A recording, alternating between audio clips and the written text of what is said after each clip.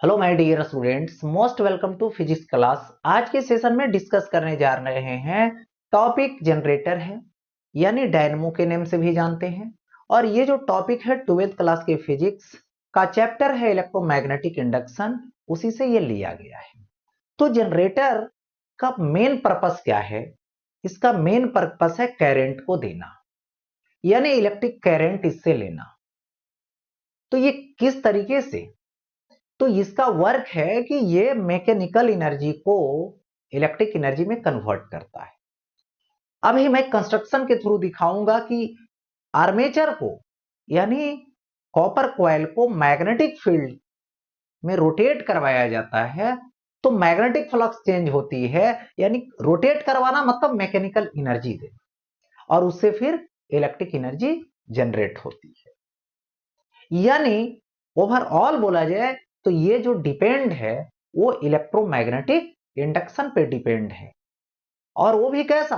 Periodic पे, जिसकी class मैंने पीछे लेक्चर में ले रखा है। तो सबसे पहले बता दूं, यहां पे जनरेटर देखिए, जनरेटर एसी जनरेटर भी बोला जाता है, डीसी भी जनरेटर बोला जाता है।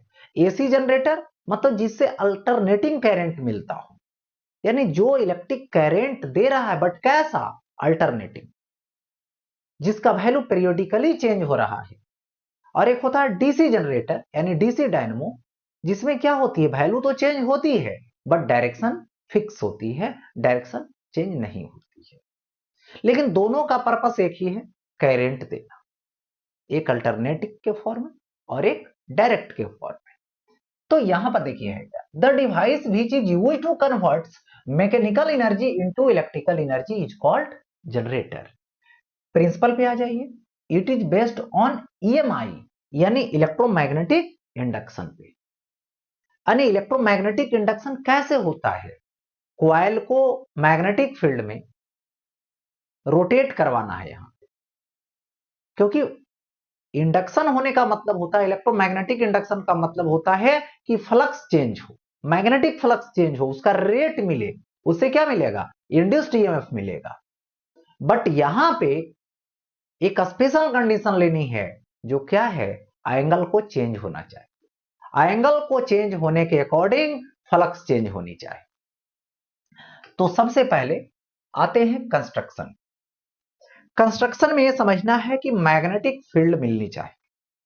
तो मैग्नेटिक फील्ड की सोर्स यहां लाया गया, नॉर्थ पोल मैग्नेट का, साउथ पोल मैग्नेट का।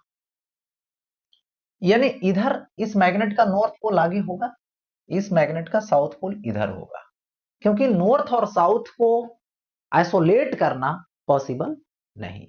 बट यहां पे इमेजिन किया जा रहा है, यदि छोटा मोटा जनरेटर बनानी हो तो परमानेंट मैग्नेट यूज करते हैं। बट बड़ा मैग्नेट, सॉरी, बड़ा करंट चाहिए, बड़ा सोर्स बनाना हो तो फिर इलेक्ट्रोमैग्नेट यूज किया जाता है। अब देखिए, ये जैसे यूज किए तो यहां पर नॉर्थ पोल और साउथ पोल से मैग्नेटिक फील्ड क्या होती है? क्रिएट होती है, नॉर्थ टू साउथ, इस तरह से मैग्नेटिक फील्ड मिला। अब देखिए ये और क्या है? ये रॉड शेप का है, जो एक्सिस माना जाता है। और ये कौन सा रॉड है? तो इसको बोला जाता है सॉफ्ट आयरन रॉड, ऐसे इसको बोलते हैं कोर। इस कोर के ओवर रैप्ड है क्वाइल, कॉपर क्वाइल। यानी ये क्या है? तो यहां पे इसका नेम है सीयू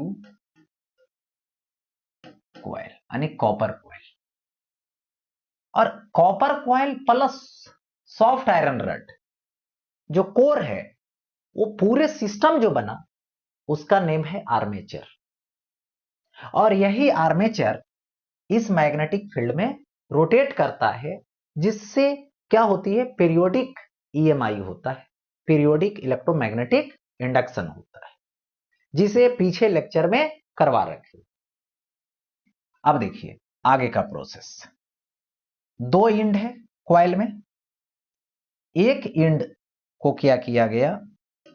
यहां पर एक रिंग, स्लिप रिंग, R1 दीजिए या तो S1 दीजिए, slip ring, suppose that S1, और इस एंड को एक दूसरा ये रिंग है उससे अटैच है। इस रिंग का नेम है यहां पर सपोज दैट S2। ठीक है, अब यहां पर देखिए इसमें क्या करनी है कि एक कार्बन बरस लगा दें।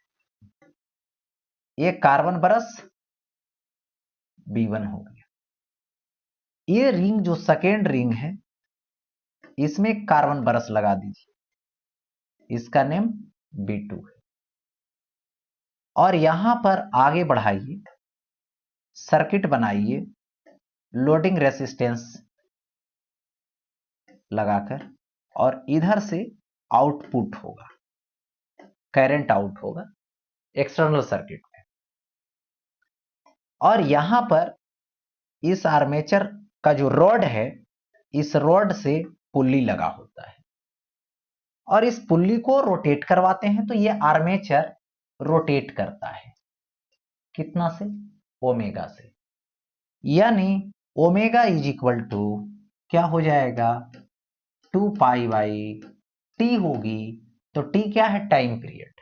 और इसी को मैं लिख सकता हूं 2 पाई इंटू फ्रीक्वेंसी। हो गया सर? 2 पाई इंटू फ्रीक्वेंसी दे दिया। अब देखिए, तो ये तो कंस्ट्रक्शन हो गया इतना। अब कंस्ट्रक्शन के बाद आगे बढ़ता हूं नेक्स्ट। यहां पे क्या है? वर्किंग प्रिंसिपल, या तो फिर वर्क मेथड भी बोल सकते हैं इसको। तो ये किस पे वर्क करता है? पीरियोडिक इलेक्ट्रोमैग्नेटिक इंडक्शन पे। पीरियोडिक इलेक्ट्रोमैग्नेटिक में इंडक्शन में होता क्या है कि मैग्नेटिक फील्ड है, और मैग्नेटिक फील्ड में एक फिक्स एक्सिस है, और फिक्स एक्सिस के अबाउट इस कॉइल को रोटेट करते हैं। तो यहां पर कॉइल की नंबर ऑफ टर्न वही रहता है, कॉइल की एरिया वही होती है, मैग्नेटिक फील्ड भी फिक्स है, बट मैग्नेटिक फील्ड के डायरेक्शन और इसकी जो कॉइल की फेस एरिया है उसका डायरेक्शन ऑलवेज क्या होता है? चेंज होता है, एंगल चेंज होता है। तो एंगल चेंज होने से फ्लक्स पे इफेक्ट पड़ती है, और ये जो मैग्नेटिक फ्लक्स होगी वो क्या होगी? NBA कॉस थीटा होगी। बट थीटा क्या होगी? तो यहां पे ओमेगा टी होगी। यानी जो मैग्नेटिक फ्लक्स होगी वो पीरियोडिकली चेंज होगा, तो इसकी क्या मिलेगी? चेंज रेट मिलेगी। और इसका जो चेंज रेट मिलेगा वो फैराडे लॉ के अकॉर्डिंग क्या देगा? ईएमएफ देगा, इंड्यूस्ड ईएमएफ देगा। और ये आ जाएगा, डिफरेंशिएट करके मैंने करवा रखा है पीछे लेक्चर में, जो आएगा NBA ओमेगा, और ये आएगा साइन ओमेगा टी। ये कैसा आया? तो यहां पर पीरियोडिक आया, साइन के फंक्शन में आया, मतलब अल्टरनेटिंग वोल्टेज मिला। और अल्टरनेटिंग वोल्टेज मिलने का मतलब हुआ क्या कि ये इंड जो है, सपोज दैट जो कार्बन बरस B1 यानी इस रिंग के कांटेक्ट में है, तो फर्स्ट हाफ टाइम लेते हैं तो ये पॉजिटिव है, यानी ये जो B1 बरस है पॉजिटिव है, यानी यहां पर आ जाए पॉजिटिव। हाफ टाइम की बात हो रही। उसी हाफ टाइम में ये जो B2 बरस है वो इस एंड से अटैच है, तो इस एंड वाला बात तो होगी नेगेटिव, क्योंकि वो हो गया पॉजिटिव, तो ये नेगेटिव होगी। अब नेक्स्ट हाफ टाइम में एंट्री करते हैं तो क्या हो जाता है? चेंज हो जाता है। ये B1 नेगेटिव हो जाता है, B2 पॉजिटिव हो जाता है। इसी तरह से आगे भी पॉजिटिव नेगेटिव। तो हाफ टाइम के लिए B1 और हाफ टाइम के लिए B2, एक पॉजिटिव एक नेगेटिव, फिर नेगेटिव फिर पॉजिटिव, चेंज हो जाता है, इंटरचेंज हो जाता है।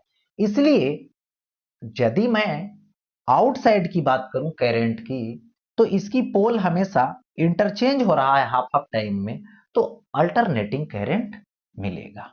तो यहां पर करंट का यदि डिस्कशन करें तो इस वोल्टेज के अकॉर्डिंग E बाई आर होगी और I is equal to N B A omega by R होगा और ये मैं लिखूंगा साइन ओमेगा टी। और यही N B A omega by R जिसको आई नोट बोलते हैं, तो ये हो जाता है I is equal to I naught sine omega T. और ये कैसा करंट है? अल्टरनेटिंग करंट है, इसीलिए इस डायनेमो को, इस जनरेटर को अल्टरनेटिंग जनरेटर बोला गया, क्योंकि जिससे अल्टरनेटिंग करंट मिलता हो। इसकी ग्राफ जब ड्रा करेंगे तो I is equal to half time के लिए पॉजिटिव डायरेक्शन, फिर डायरेक्शन नेगेटिव में हो जाएगा, फिर पॉजिटिव हो जाएगा। तो इस तरह से पॉजिटिव नेगेटिव में फ्लो करेगा, तो अल्टरनेटिंग से रिलेटेड। अब देखो यहां पर आता है एनर्जी लॉसेस इन जनरेटर। तो कॉपर लॉसेस होती है, हिस्ट्रेसिस लॉसेस होती है, मैग्नेटिक फ्लक्स लीकेज होता है, आयरन लॉसेस होता है। देखिए कॉपर लॉसेस माने कॉपर में जब करंट पास होने लगती है तो वहां पे क्या होती है? रेसिस्टेंस होती है, तो हीट एनर्जी जनरेट होगा, हीट डेवलप करेगा। हिस्ट्रेसिस में क्या होता है कि जो सॉफ्ट आयरन रड डाला हुआ है वो क्या होता है? मैग्नेटाइज्ड होता है, फिर डीमैग्नेटाइज्ड होता है, मैग्नेटाइज्ड होता है, डीमैग्नेटाइज्ड होता है। तो उससे क्या होती है? एनर्जी डेवलप होती है हीट के रूप में, यानी लॉस होती है। मैग्नेटिक फ्लक्स लीकेज होता है, भी आयरन लॉसेस भी होता है, मतलब ईडी करंट वगैरह क्रिएट होती है। तो हर हाल में देखा जाए तो क्या हो रहा है? हीट लॉस हो रही है। ठीक है, अब आगे बढ़ता हूं नेक्स्ट। ये जो था अभी जो मैंने डिस्कस किया, ये क्या था? इसका नेम था एसी जनरेटर, एसी। ठीक है, जनरेटर यानी डायनेमो भी बोल सकते हैं। और ये है डीसी की बात करने जा रहा हूं, तो ये भी जनरेटर है, डायनेमो है, सेम बात वही आएगी, डिफिनीशन प्रिंसिपल, बस कंस्ट्रक्शन में थोड़ा चेंजिंग होगा, बस यही डिफरेंस है, और सारा प्रोसेस सेम। ठीक है, कंस्ट्रक्शंस डिफरेंट होने के कारण आउटसाइड में ये डायरेक्ट करंट देगा और वो अल्टरनेटिंग करंट। देखिए इसमें क्या होता है, इसमें खास वजह ये है कि एक ही रिंग, जैसे देखिए मैग्नेटिक सोर्स है तो मैग्नेटिक फील्ड तो देगा ही देगा इधर के साइड। ठीक है, ये सॉफ्ट आयरन रड हुआ और ये कॉपर क्वाइल हुआ, और ये पूरा सिस्टम क्या हो गया? Copper coil plus soft iron rod का जो सिस्टम बना वो आर्मेचर हो गया। अब यहां पर ये दोनों एंड है, एक रिंग का दो पार्ट करना, और उससे क्या करनी है? हाफ हाफ रिंग का देखो बना दिया। ठीक है, स्प्लिट किया हुआ है, और यहां पे कार्बन बरस लगानी। ये कार्बन बरस B1 है इस हाफ रिंग से, और इस हाफ रिंग से ये कार्बन बरस B2, और इससे आउटर साइड में सर्किट से कनेक्ट करनी। लोडिंग रेसिस्टेंस अब आउट होगा, यहां पे पुल्ली लगा देनी है, और ये पुल्ली को एक्सटर्नल मशीन से मतलब मैकेनिकल एनर्जी देनी, और मैकेनिकल एनर्जी जिस तरह से रोटेट इसको कर रहे हैं उसी तरह से अल्टरनेटिंग को भी रोटेट किए हैं अल्टरनेटिंग के लिए। बस फर्क, बस यहाँ पे डिफरेंस यही है कि वहां डबल रिंग लेते हैं और यहां पर एक ही रिंग का दो पार्ट बना देते हैं। सेम वर्क होगा, यहाँ पर रोटेट होगी। अब जब रोटेट होगी तो फ्लक्स में चेंजिंग होगा, इंड्यूस्ड ईएमएफ होगा, तो इंड्यूस्ड ईएमएफ भी क्या होगी? सेम होगी, जिस तरीके से उसमें हुआ इसमें भी होगा। बट यहां पे खास बात यह है कि हाफ टाइम के लिए ये पॉजिटिव है, तो अभी तो ये पॉजिटिव बना हुआ है, और ये क्या है? इस टाइम पे हाफ टाइम के लिए ये निगेटिव, यानी इधर ये निगेटिव हो गया और ये पॉजिटिव हो गया। अब नेक्स्ट हाफ टाइम में ये इंड निगेटिव होने वाला, तो जैसे निगेटिव होगा तो B2 के कांटेक्ट में चला गया, तो B2 तो पहले से ही निगेटिव था, अभी भी निगेटिव बना रहेंगे। और ये B2 के जो कांटेक्ट में इंड है वो नेक्स्ट हाफ टाइम में एंट्री कर रहा है, तो ये नेगेटिव से पॉजिटिव में कन्वर्ट होगा, और जैसे ही पॉजिटिव में कन्वर्ट होगा तो इसका कनेक्शन किसके पास आ जाएगा, B1 के पास आ जाएगा। B1 पहले से क्या था, पॉजिटिव है, अभी भी पॉजिटिव है, तो यहां भी पॉजिटिव होगा।